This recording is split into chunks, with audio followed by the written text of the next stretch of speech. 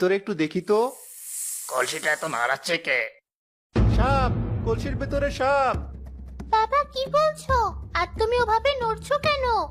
গাছ থেকে পড়ে যাবে তো। কলসির ভেতরে বড় একটা সাপ জড়সড় হয়ে বসে আছে। বলো কি? তাড়াতাড়ি কলসিটা তোমার হাত থেকে ফেলে দাও। সাপটা কখন তোমার হাতে কামড় দিয়ে বসে কে জানে। এখনই ফেলছি।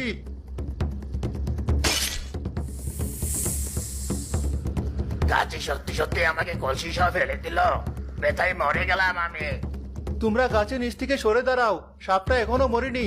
আর গাছের নিচে একটা গর্তের মতো দেখা যাচ্ছে, সাপটা ওখানেই থাকে বোধহয়। নেপা, তুই সাপটার সামনে থেকে সরে দাঁড়া, নয়তো সাপটা তোকে কামড় দিয়ে বসবে। আর আমি ওর বাসাটা ভেঙে দিচ্ছি, যেন আর এখানে না আসে।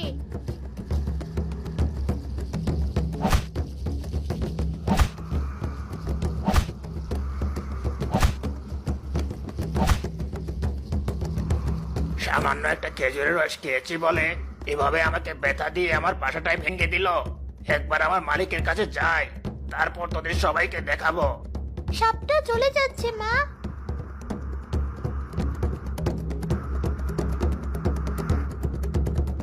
আমি এই গাছ থেকে নেমে আসছি, দরকার নেই আমার এই খেজুর গাছের রস। আর একটু আগে নামলে সাপটাকে মারতে পারতাম। রে, তোর এই অবস্থা কেন? আঘাত পেয়েছিস কিভাবে? মালিক, আর বলবেন না। আমি বড় খেজুর গাছটায় বসে কলসি থেকে একটু খেজুরের রস খেয়েছিলাম বলে গাছে আমাকে মারার জন্য নিচে ফেলে দিয়েছে। আর ওর বউ আমার বাসা ভেঙে দিয়েছে। কি? ওর এত বড় সাহস তোকে গাছ থেকে ফেলে দে? জি মালিক, ব্যথায় মরে যাচ্ছি, আপনি আমাকে সুস্থ করে দিন। ঠিক আছে, এখনই দিচ্ছি।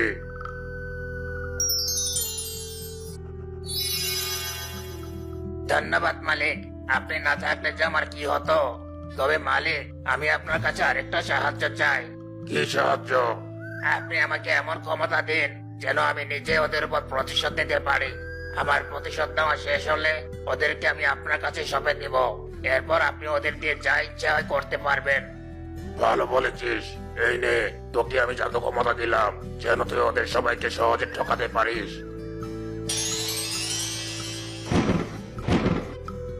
ধন্যবাদ মালিক, আমি এখন গেলাম আমার বদলা নিতে। আপনি আমাকে আশীর্বাদ করবেন। কাল ওই সাপটা মাটিতে পড়ে যাওয়ার পর অনেক ব্যথা পেয়েছিল মনে হয়। ভেবেছিলাম মা বাবার আড়ালে সাপটার পিছে গিয়ে দেখবো ওর কি অবস্থা, কিন্তু আর সুযোগই পেলাম না। পেয়েছি, মেয়েটার বাড়ি বাইরে বসে আছে। ওকে দিয়ে আমার প্রতিশোধ নেওয়া শুরু করি। নিপা, এই দেখ তোর জন্য খেজুরের রস নিয়ে এসেছি। তুমি আবার ওই খেজুর গাছটাতে চড়তে